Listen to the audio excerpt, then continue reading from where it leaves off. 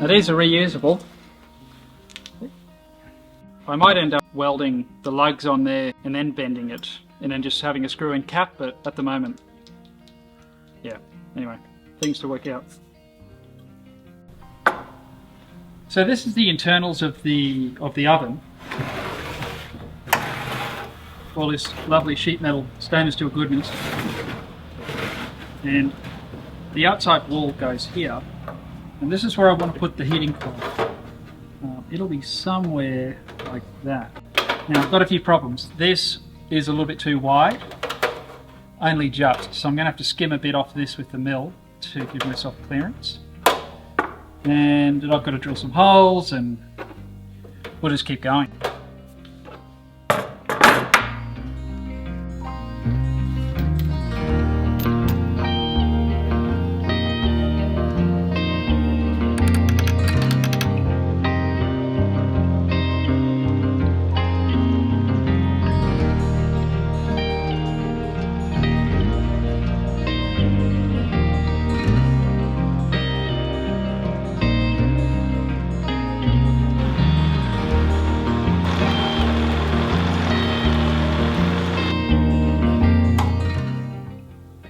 So there's still plenty of meat in there. I know it looks thin on camera, but it's very adequate for what needs to happen.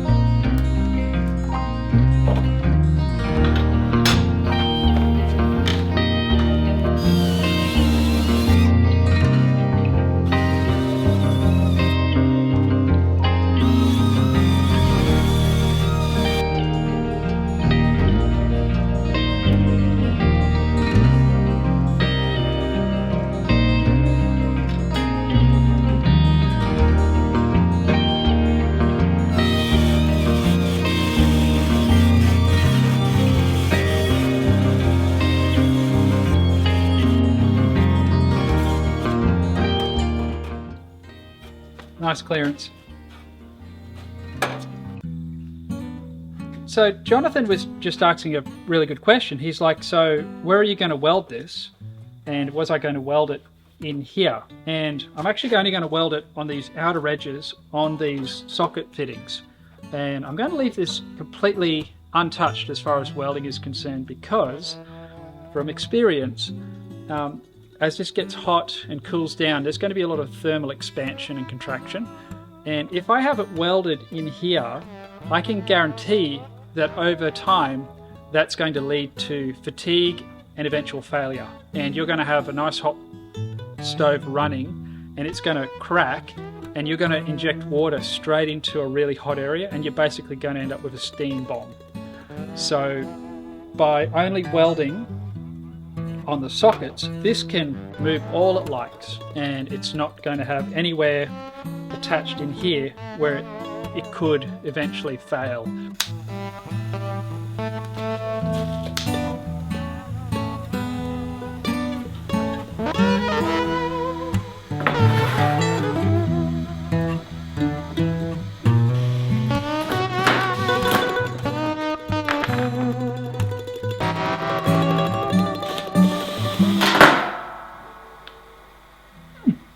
Yeah, that happens. It's one of those self-ejecting drills, you know.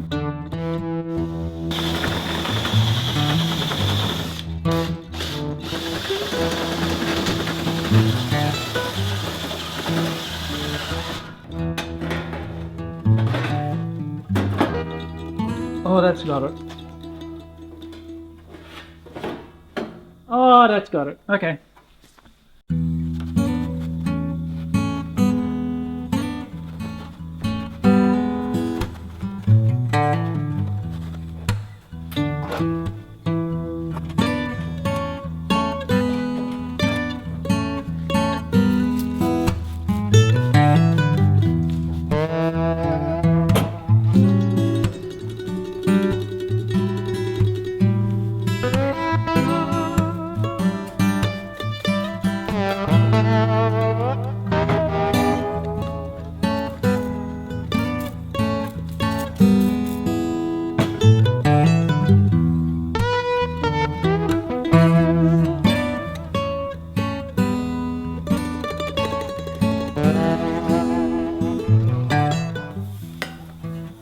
About to get riveting.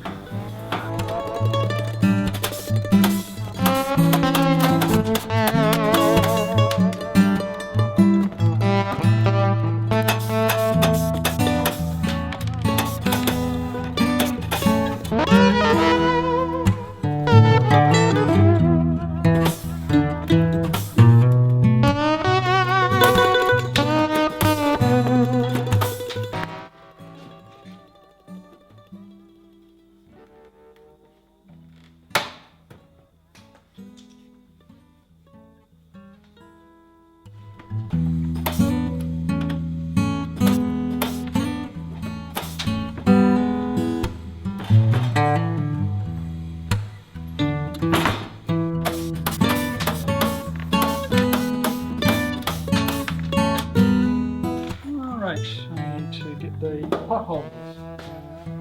There they are. A left and a right.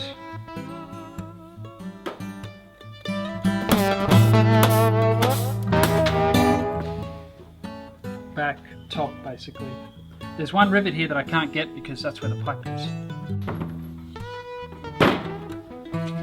Now for the bottom.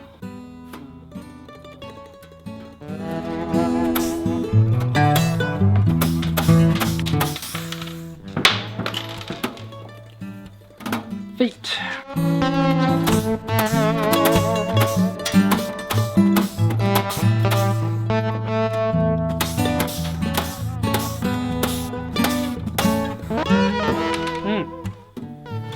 The pipe is interfering with these last couple of rivets. I think I shall weld those up, and that will solve that problem. We could test it right there if we wanted to, because we're not testing the oven, we're just testing the hot water side of it. But we'll finish putting it together. Yeah, got that hole to weld up. And we got two great big holes for our fittings. This is why we're doing this, so we can actually like work out what we need to do to sort of streamline it. This is prototyping at its best, making mistakes, and well, this one's going to be mine.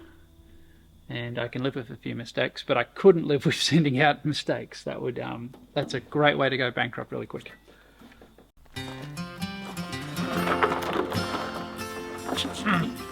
We need to test the heating abilities of the little stove for water, and I've had this hot water system lying around. It's obviously junk. I don't even know if it holds water, so we've got to do a little bit of exploration to just see what's going on the inside. So Johnny, that's your job. What are you doing?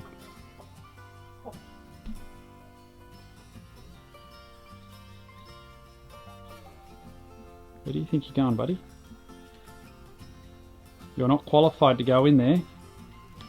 Haven't you seen the sign? No unauthorized chickens. I'm watching you.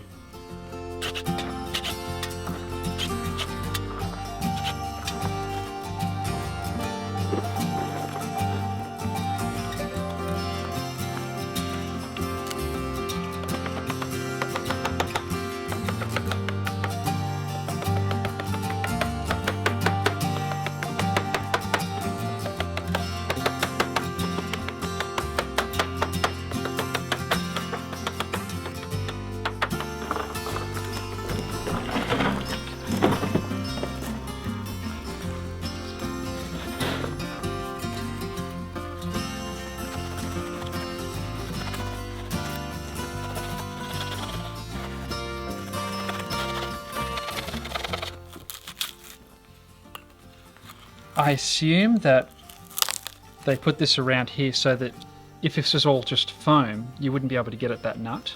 So they probably put this stuff here and then foam around it so that this is actually accessible.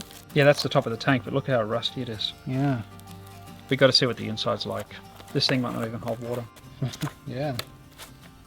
I'm hoping that what failed in this is the heating element, and it wasn't because it was leaking. But who knows? It's been sitting a while.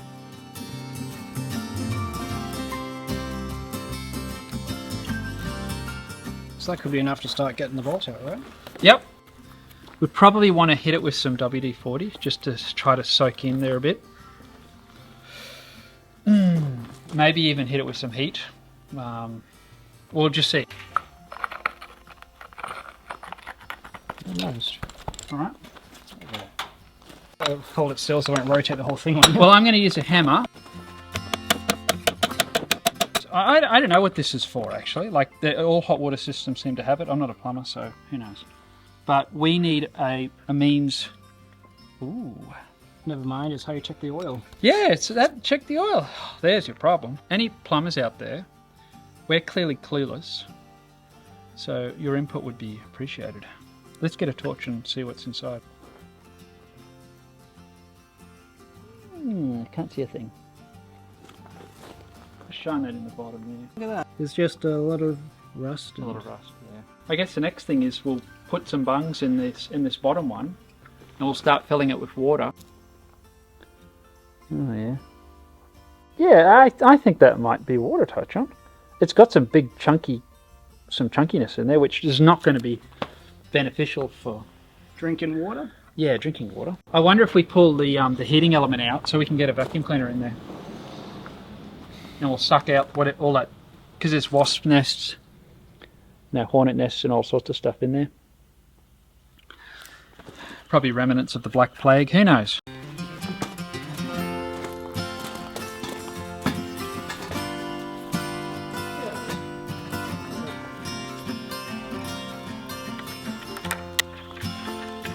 Let's see. Don't want to break the... There we go. Well, there's the heater. That's just like a jug element. Well, we can actually see in there now. This is how they used to do hot water. Not that long ago, actually. I was working with a guy, and he was telling me that his hot water as a kid was a system like this. They had a wood heater that was just a burner outside, and basically this was their system. Town's pressure came in there. There was a float valve. There was provisions for steam to get out and everything else. Anyway, I'll put a picture of this up on the screen so you can screenshot it or do whatever. But this is a system he basically described. And we do actually need this opening here for the fill point. We would need that if we were going to put a fill box up here, which would take mains pressure. So we're not doing that this time. We're just doing a more simple open top water heating experiment. But yeah, you would need to utilize that.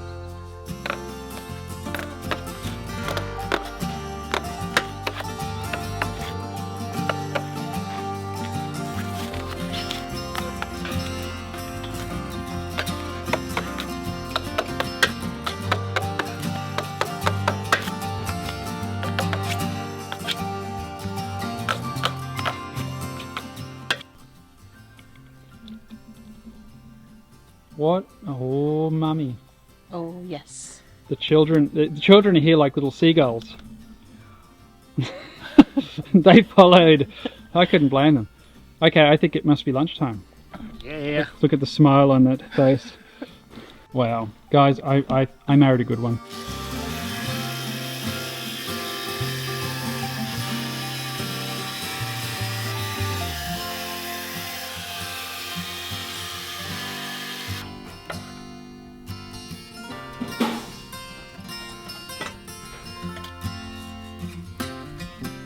So that's the inside. There is a bit of rust around in those corners. And that's all the gunk that was in there. That's why we cut the hole in it. I'm not sure what half that stuff is. Anyway. Interestingly, the one of the fill pipes, or whatever that is, curves right up to the top like that. That's plastic too.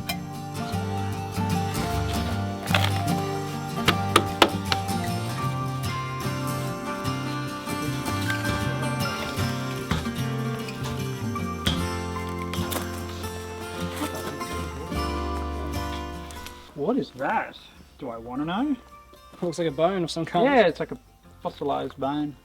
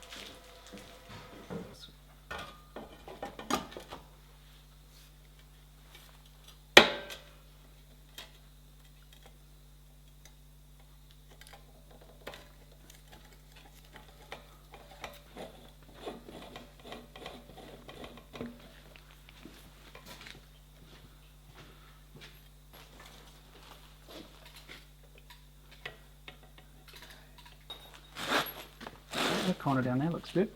Eyes.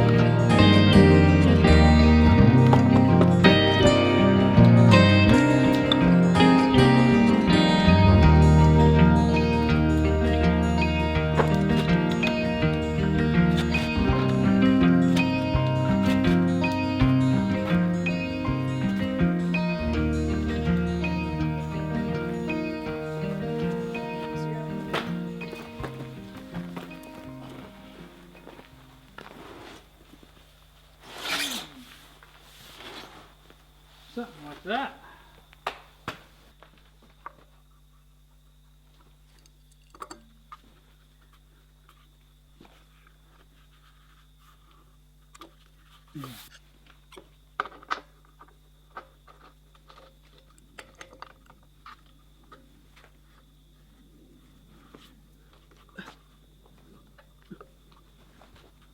That's it. Yep, right there.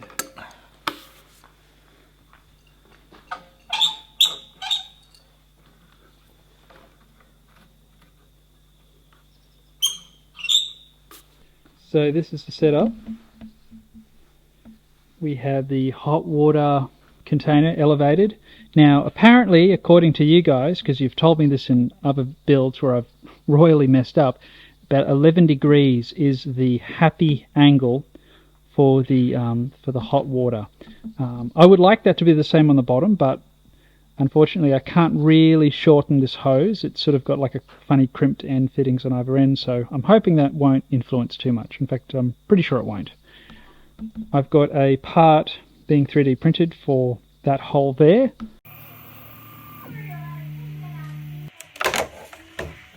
And we've got a tap up the top, and this is going to be our first test. It's a little bit ambitious, that's 80 litres, and I kind of designed that system for heating about 20 litres. That's what I had in mind, so don't really have a 20 litre container set up properly, so we're just going all out for the first run.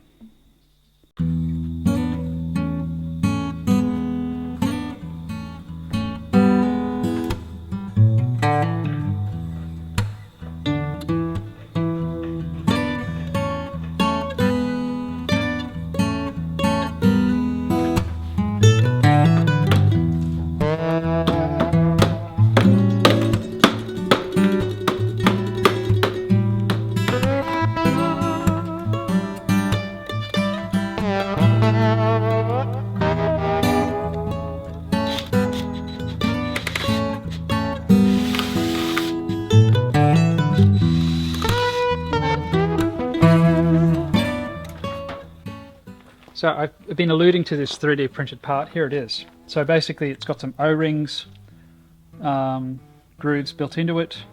I'm hoping this will give us a nice watertight seal. If I can get it in there. It's a nice tight fit.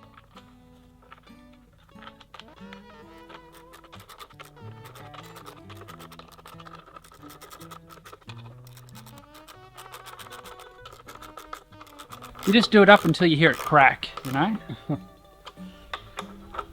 think that's the key. Once you hear that crackling noise, then you know it's wrecked. This part isn't printed solid, it's 20% infill.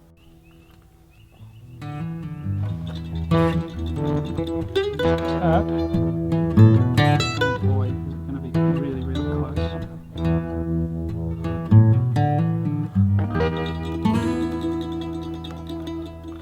No. I need a hammer.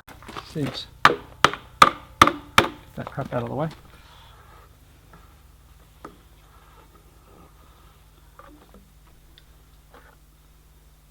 Oh, yes. Okay. You know, we could fill from here too, you know. We just put a plug on there and open that up. Save us having to get up the top.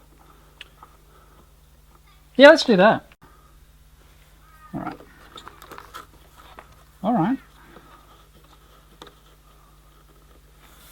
All right, let's turn the water on. Yeah. That's supposed to happen.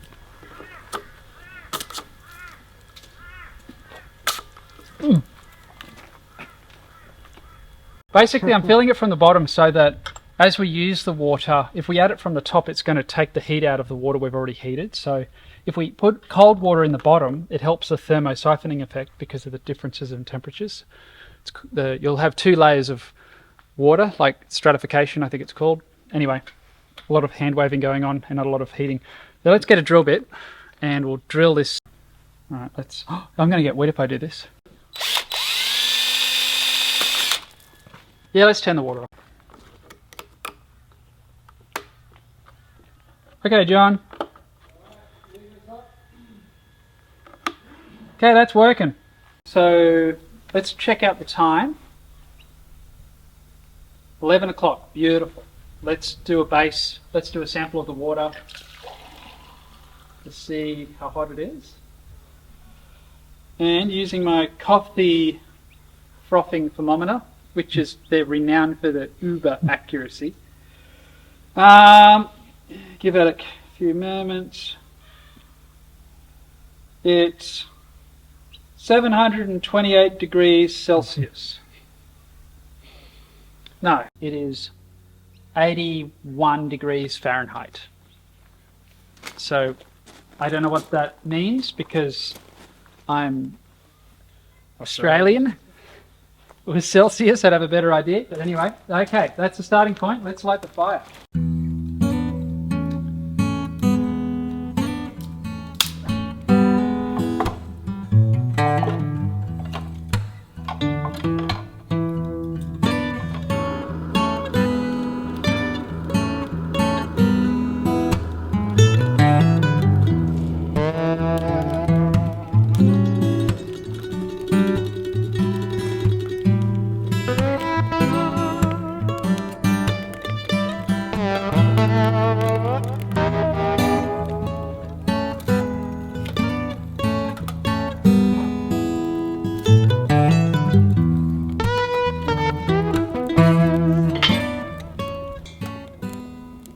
Wow, this top back pipe is hot to the touch, and the water going up there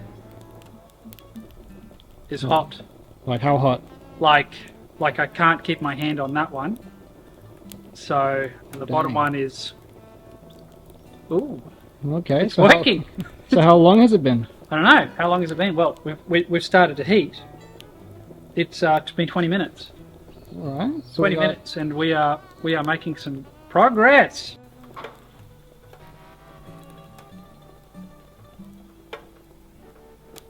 It sounds like the ocean.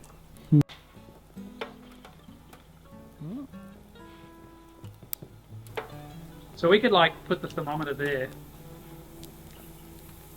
So John, you can be strong in the Lord, or you can be Barbie. Oh yeah, strong in the Lord, definitely. Okay, fine.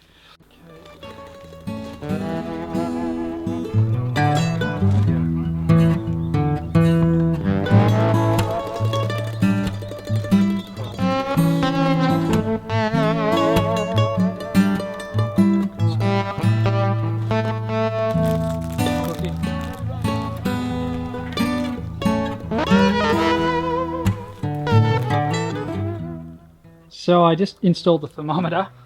I should have done that earlier. And we are, okay, the oven is at 450 degrees. That's a lot. C. That is at the top though, so that's the hottest part. So if it's too hot, you can move it down and get a better temp, but yeah, she gets hot.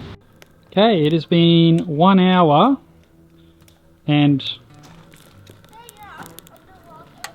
the oven is just humming along beautifully. And we're still, I haven't had to do much down here. The ash has been, well, it's just building up hot coals, but that's because we're burning hardwood. Just still got the plate on top. That's sort of helping to spread the heat around and across. But let's see what the temperature is. So after 1 hour, we are over 100 degrees F Fahrenheit. That's not bad. We haven't had any steam flashes. The system seems to be working well. 1, 2, 3.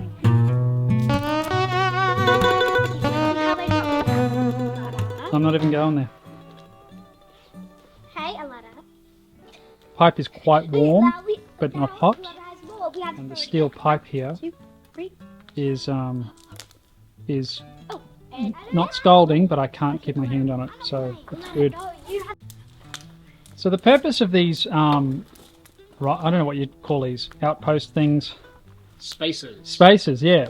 Basically, it was just so that I knew I'd be using these plastic fitting washing machine hoses, and I just wanted to give it a little bit of distance between the heat source and the plastic fitting, so that's the reason behind that. And it also gives me a, I guess, an indicator of what sort of temperature is going on.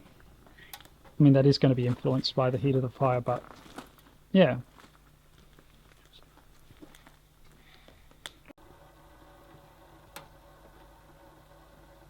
Something special's happening. It's got this constant, like, water's just on the edge of boiling sort of noise, if that makes sense.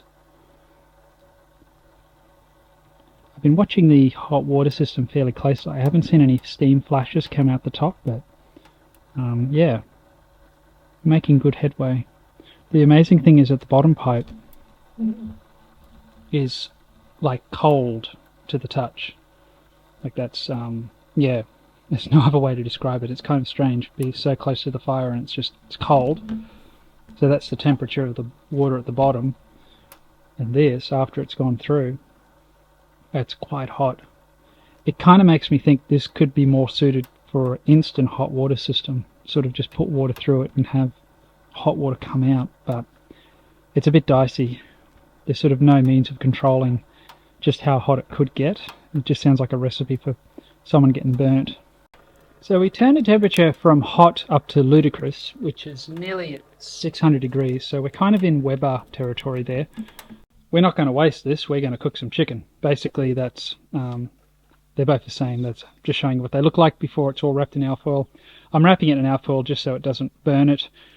And then once it's all fully cooked, I'll remove the alfoil and just let it brown up. That's the plan anyway. It's just lightly seasoned with oil and a few other herbs. It should be really nice.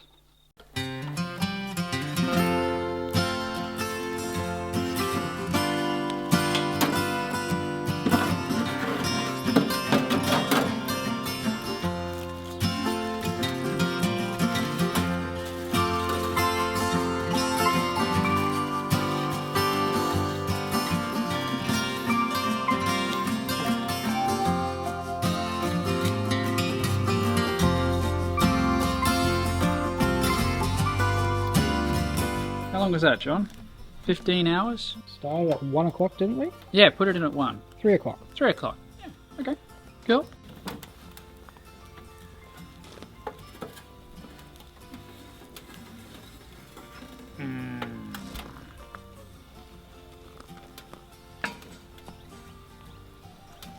Where are the chickens? This is your future.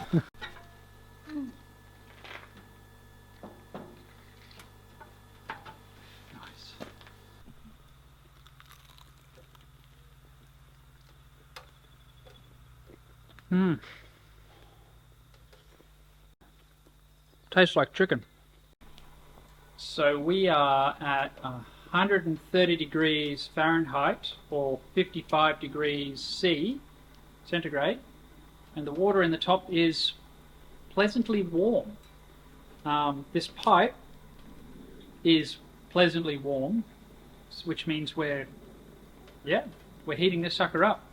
And I think I need to point out the purpose of this is I'm not trying to heat water in the most efficient way possible. I mean, if I was going to do that, I'd go about it in a different manner. I'm just trying to use wasted heat and try and do something with it. In this case, heat this large body of water and just see what it can do. I'm probably a little bit ambitious trying to heat this much without a small circulation pump.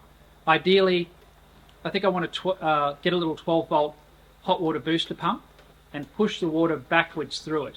So I'm actually mixing the water and I'm heating all of it, not just the top section.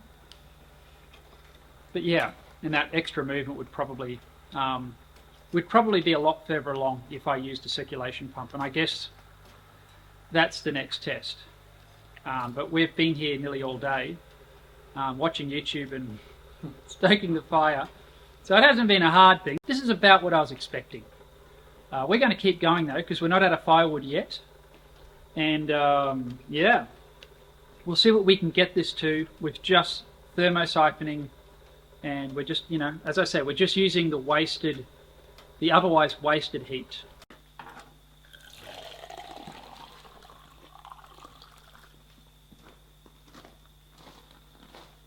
Well, that's nice. It only took 6 hours. Yeah. So it's been 6 hours. We just double checked that with the starting time, and yeah, we've managed to heat a portion of that 80 litres. Of course, because of the way thermosiphoning works, there's stratification, so there's going to be 2 different layers of water temperature. So the hot will be at the top and the cold will be at the bottom, and you can tell how cold the bottom is by touching the bottom pipe, and it's quite cold. It's actually unusual to be touching that and it's like, that's cold, and you come up here and it's like, I can't keep my hand on it. It's hot. So yeah, so unfortunately it's kind of hard to tell how far down we've actually heated of that 80 litres, but it's done it without the aid of a pump. But the question now is, what if we put a small 12 volt circulation pump in it? I just found one on eBay. I think it was like $24 delivered.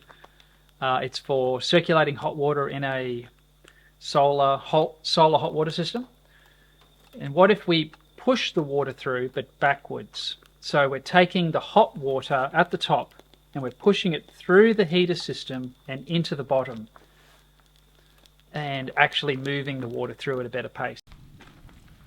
So we were testing this hot water system to see how long it would take to heat 80 litres of water. You know the drill. Now I want to try and do it again, and hopefully see what sort of improvements we can make by just adding a small amount of insulation, by adding a pool noodle and a small inexpensive 12 volt hot water booster pump. I will leave I'll leave a screenshot of the eBay place where I got this. They're all the same. They're pretty generic. So this was $25. This was my kids, and let's just see what difference it makes.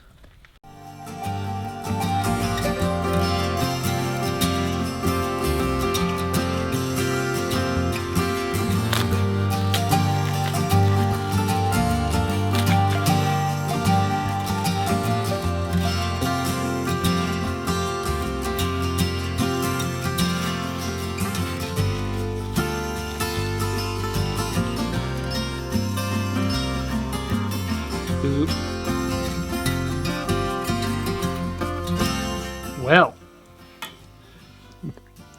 I have a solution.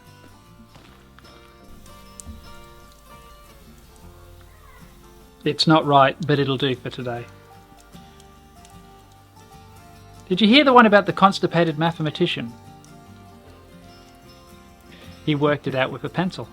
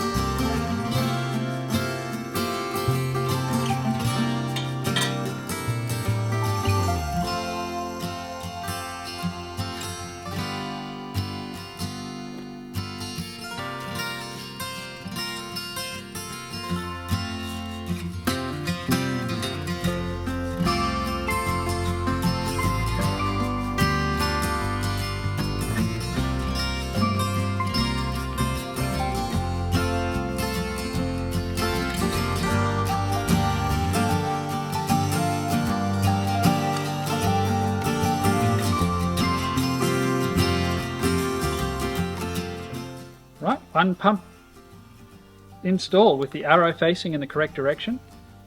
And so what we're going to do is we're going to take water from the top, which is already hot, and we're going to push it backwards through the system, opposite to the way it would naturally thermosiphon, and push it back in the bottom.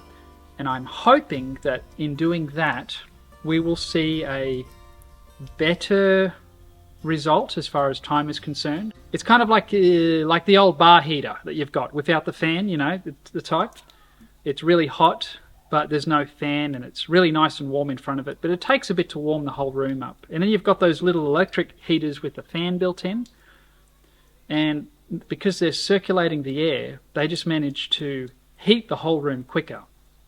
That's what's going on in my mind. That's the thought process for why this pump will potentially heat that water quicker, is we're going to move more water through the heater, and the temperatures of these pipes will determine a lot, the temperature of going in and going out. So anyway, enough yabbering, let's keep going. So this is now the hot side, and so that's the side I'm going to put the insulation on. If I had more pool noodle, yeah, I'd do both.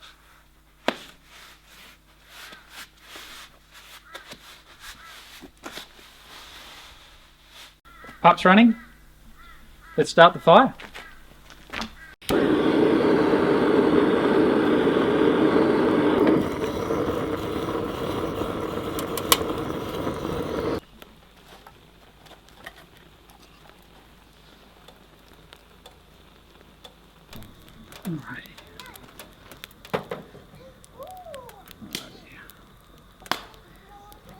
I reckon the coffee's ready, John.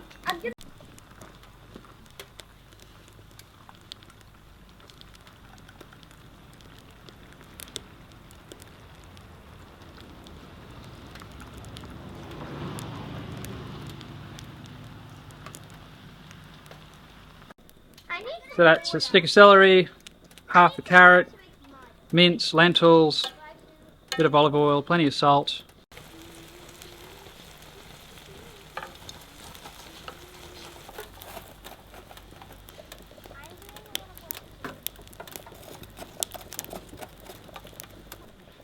So I seem to have a short memory, because I do recall doing a similar experiment to this in the past, and I needed to actually put a speed controller on the pump.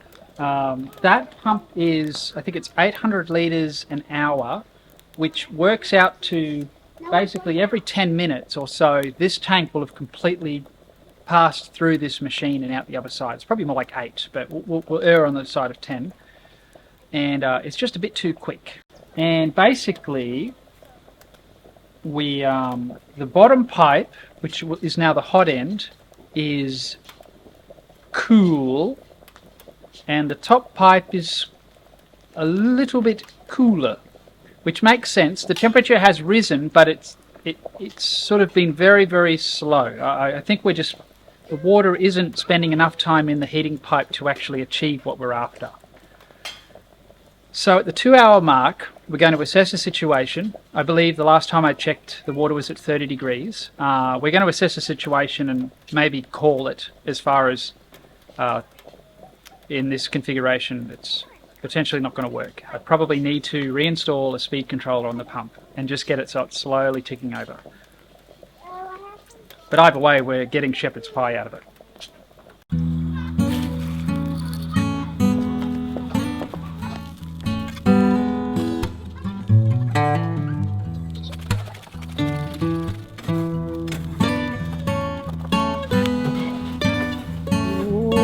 Dang it.